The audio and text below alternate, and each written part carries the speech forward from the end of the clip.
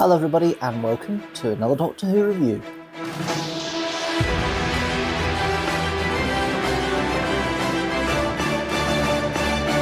This time I'm reviewing a 13th Doctor story, Fugitive of the Judoon.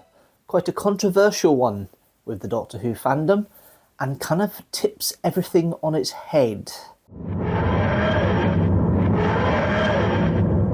It kicks off with Ruth Clayton's 44th birthday, where she's living a perfectly ordinary life as a tour guide in Gloucester, completely unaware that everything is about to fall apart.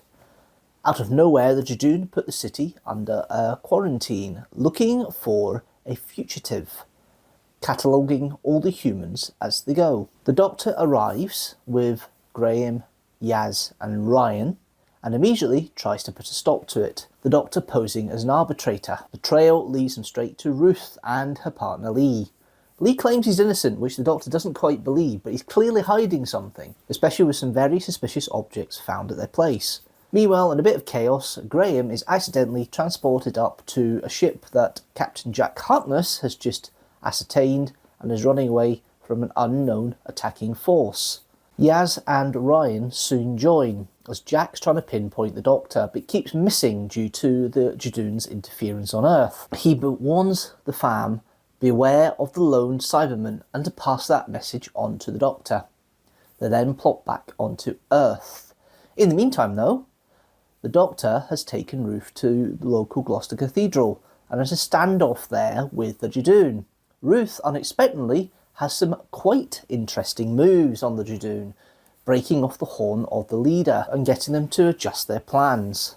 It seems that Ruth is the one that they're really after, and Lee has been killed as part of the interrogation of trying to find her by a Gallifreyan operative called Gat. Ruth takes the Doctor to a lighthouse that was her childhood memory, but really inside there is the memories of a Time Lord hidden within a break glass of a fire alarm. The Doctor then finds out that the missing personality that Ruth was hiding was actually the Doctor. In the Ruth Doctor's TARDIS, or the Fugitive Doctor's TARDIS as we now refer to it, they end up going to the Judoon's ship, and after a little bit of argy-bargy and talk, Gat is fooled into using her own gun to kill herself, and the Doctor split ways. She's suddenly left with reality facing her, that the past is a lot more dangerous than she remembers. So let's get into some of the main cast here for the story. Let's go with the Doctor, played by Jodie Whittaker. There's a brooding going on with the 13th Doctor now. The Master has been there and caused a bit of hassle at the beginning of the season with Spyfall 1 and 2. It's interesting how this is developing into the Doctor being a bit more secretive around the fam and not really want to reveal all the answers. They do get some information out of her at the beginning, but the whole distraction of the Judoon coming down has, kind of made more questions than answers after everything, with the Doctor finding out that obviously she has an incarnation she had no idea about. Jodie Whittaker is still as wordy as ever when it comes to the 13th Doctor. There is a lot of tell and not show, although there's a good mix in this one. It's not so bad as some of the other stories around it. And we're seeing a more serious side, not the zany side of this Doctor, and it really is nice to see Jodie showing her serious acting chops a little bit here, and the brooding side. And it just shows, because this mad auntie persona isn't there as much in this one. It's more a kind of a brooding side to the Doctor, which is an interesting change, and I quite like the way it's been presented. We then have Graham, played by Bradley Walsh. Like the other companions, he's kind of a spare part in this one. He's not really that involved. I mean, obviously any lines that Graham gets are well acted. His rapport with John Barrowman as Jack Harkness is actually pretty good. And all the mistaken identity that Jack does initially is quite fun. But it's solid enough, but there's not really much to Graham in this one. He is basically a bystander to all this, and he is possibly part of the B plot, the main driver of the B plot, but at the end of the day, the rest of the companions joined him in quick succession, so effectively that's their part, is basically getting this information over to the Doctor later on. We now have Ryan, played by Tosin Cole. again, I mean, there's not much in the script for this companion either. If I'm being honest, they're kind of just there. They're just kind of a plot point to move the plot along. There's not really any development there. They have a good bit at the end. I mean, all three of them have a good bit at the end. Ryan's probably one of the most vocal ones at the end, talking to his doctor, saying, "We're your family, and we're here for you regardless." And he's quite a good cheer up for the morale with the doctor there, which is quite nice. And then you've got, of course, Yaz, played by Mandip Gill. Again, I think the companions are kind of underused here, and because there's a trio of three, you're going to get the situation of a crowded TARDIS situation at times as well, and basically a crowded storyline. The focus really is on the Doctor and the B plot with Jack and Graham. Anybody else kind of gets crowded out a little bit, which is interesting. But Yasmin at this stage is still trying to find her feet. She's okay and effective when they're trying to do the adjudicator bits and pieces, but at the end of the day, there's not much to this when it comes to the characters. I mean, she acts it well. There's definitely a great rapport between her and the rest of the main cast, but it's kind of ineffectual, just like the other two are in this one. There's not much to them. I think the better roles come up from the guest cast. Obviously, we've got Jo Martin playing Ruth, or the Fugitive Doctor. Nice balance between the two. This whole chameleon arch thing, which we saw in Human Nature, Family of Blood back in season 3, or series 3, with David Tennant's Doctor, we kind of, she does that well, this kind of scaredy cat. It's quite funny how the Doctor uses chameleon arch, and they all seem to be a bit wet. It must be a great disguise for them when they do it. But it's a bit wet. She's a bit wet, and a bit scared, and a bit uncertain, and tries to be good, but tries to be interesting with that part of the character. But it's a nice turn when the Doctor comes out, and yes, this kind of tough image, but there's also that underlying Doctor of not really wanting to hurt people and trying to work around it, and there's a kind of slight arrogance there, which indicates it's an earlier Doctor, more akin to William Hartnell than Jodie Whittaker in regards to the mannerisms, and a bit more gruff. But at the end of the day, is an adventurer and a saviour, and is quite effective, and would be interesting to have more adventures with this Doctor if the opportunity ever came up in the future, but I don't think that's going to happen somehow. We then have Lee, played by Neil Stuck. Interesting side character. I think there's quite an interesting dynamic there. A very protective companion, very much in the Martha mould. It's kind of like Chris Chibnall's had a look at Paul Cornell's original Human Nature script and used some of those elements of the chameleon arch to keep some sort of continuity, and Lee is basically the surrogate companion role for Ruth version of the Doctor. So yeah, it's an interesting characterisation. It's played okay. I mean, there's really not much to it. There's also Gat, played by Ritu Arya. This isn't, of course, the big bad, the main enemy, and works well. I wouldn't say it's necessarily a wholesome part. She comes in, she's kind of like the agent that's been chasing the Doctor for so long from Division, this Gallifreyan Division that they mention. But it's interesting enough. It's a decent part, but again, we've got 50 minutes. There's not really much going on. There's too many characters. You need to be a bit more focused. And then we've got John Barrowman playing Captain Jack Harkness. Nice to see Barrowman back. I think he works very well. The flirtiness and the way he flirts with all three companions is really good. I love the fact that there's still that reliance on using the Doctor. And of course we see Barrowman again later in the year in the New Year special, or in 2021's New Year special. So it's nice to see Jack back. It's nice to have that kind of surroundings, and he's an important part there because he's a recognisable figure. It's nice to see what concern he has, and if he really wants the Doctor to be warned like that, it must be something serious. So it's interesting how that all comes across. I would say the writing's quite interesting, this one, and this is the main point here, I think, for this story. I mean, all the actors and all the characters get parts, and they're all like plot points. But apart from the characterisation of the Doctor and the development of this revelation for the Doctor, the rest of them are all kind of little pawns and plot devices. They don't really have much to do and don't really have much say in what happens in the plot. They're basically carried along with it. This idea of having a Doctor that we never found out about kind of smacks at the time, and this is the thing, we're watching this 6 years later, knowing about the whole situation of the plot and everything else. This idea of having a doctor that the doctor doesn't even know about, not like the War Doctor where the doctor conveniently forgot about, this is an actual doctor she had no idea about, is a very interesting plot point. And a lot of people thinking that this doctor was between Troughton and Pertwee, that certainly was my thing. I was also thinking pre-Hartnell. And it messed up the headcanon completely when we find out the revelations in more detail in the Timeless Children. I won't go into that here because that's for another review.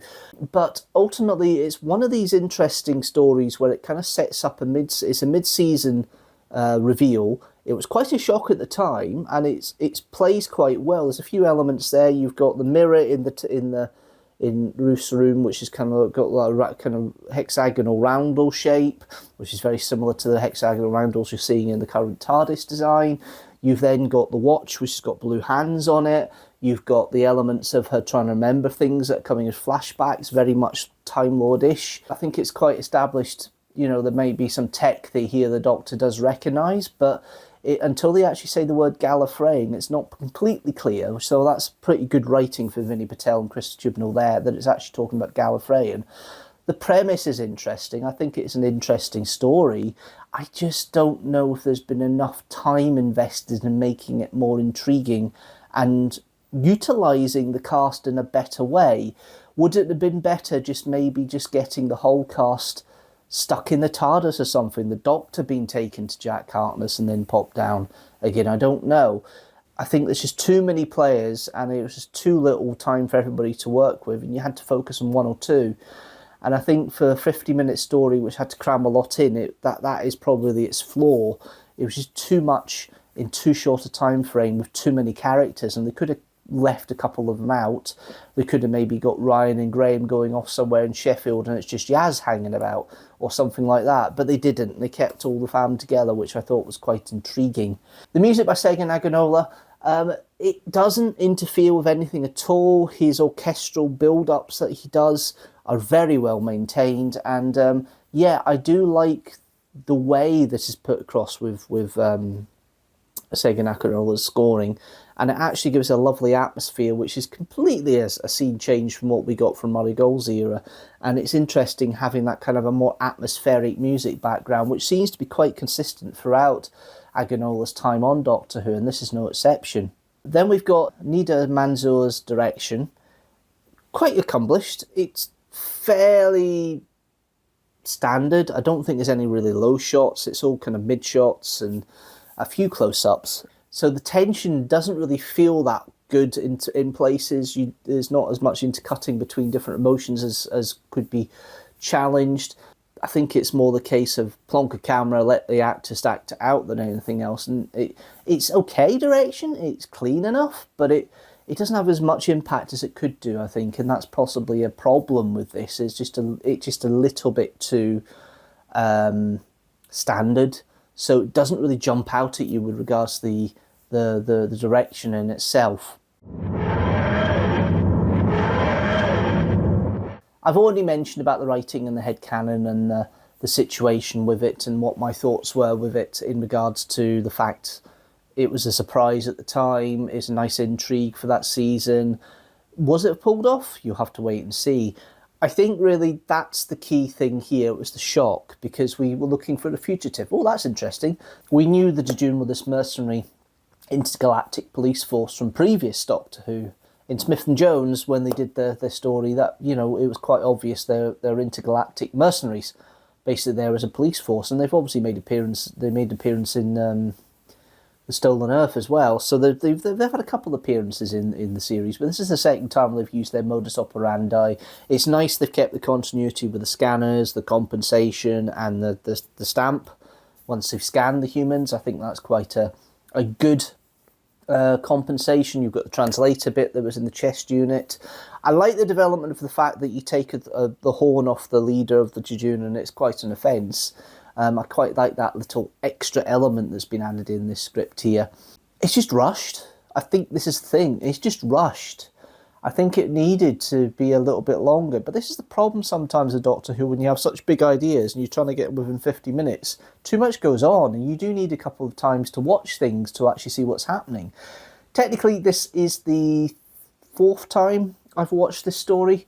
The twice I did it for the first impressions, I've watched it since once more, and this is the fourth time I've watched this story, and every time the impact is just as good when it comes to the reveal. It's actually quite well executed there, but it's not perfect for me. I think it's one of these kind of middle of the road.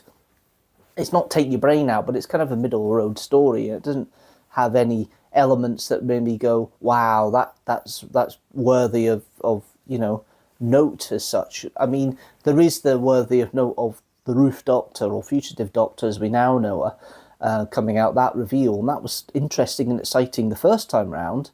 It kind of wears off. It's kind of a one-trick pony though, and it doesn't really work when you re-review it. So that's a downside, I suppose, of this. Overall, I enjoy it. It's a good story in some respects. It's maybe a bit too crammed. I've been recently moaning about the fact the stories have been running too long. This case, I think it's ran too short. I think it actually needed longer to breathe a little bit more with some of it. It's rather rushed in the third act. Everything is crammed together. And a little bit more discussion between Jack and the fam would have been nice as well, and a bit more conversation about what Jack's been doing would have been nice to expand that. I think the time of the doctors speaking together was well acted, but I think it needed a bit more time. I think this is the biggest downside here, and why it reflects my rating. So for me, I would give Fugitive of the Judoon a rating of 3 TARDISes out of 5. Okay, let's see how that story stacks up with the rest of the Jodie Whittaker era stories I've reviewed so far, and how this TV story stacks up with the rest of them I've reviewed so far as well. Fugitive of the Judoon is the third 13th Doctor story I have reviewed, and sits in with the same rating as The Witchfinders at 3 TARDISes out of 5. The highest rated story from the 13th Doctor's era so far is Nikola Tesla's Night of Terror, with 3.5 TARDISes out of 5. Overall, for the TV series reviews, there are still 3 stories rated 2.5 TARDISes out of 5. They are Time Lash, Sleep No More, and Warriors of the Deep. At the top, there are still 7 stories with 4.5 TARDISes out of 5. They are The Happiness Patrol, Inferno, The Day of the Doctor, The Caves of Androzani, The Tomb of the Cybermen, Dalek, and The End of Time. That's it from me for this Doctor Who review. Tell me what you think about Fugitive of the Judoon. Leave a comment down below. Do you like it? Leave a comment down below. Are you not so sure? Are you kind of meh? Leave a comment down below. If you like this video, please like it and share it with the hashtag teamstructor, and also hit that subscribe button and the notifications bell so you know when a new video comes out. I have reviewed a few 13th Doctor stories. My recommendation is up in the top right hand corner here, which would be The Witchfinders, and a link for that is in the description as well. I'm back in 2 weeks' time with a vlog to Carnarvon Castle. Hopefully you can join me for that. But until next time, guys, thanks so much for watching, and you know what? I'll see you later.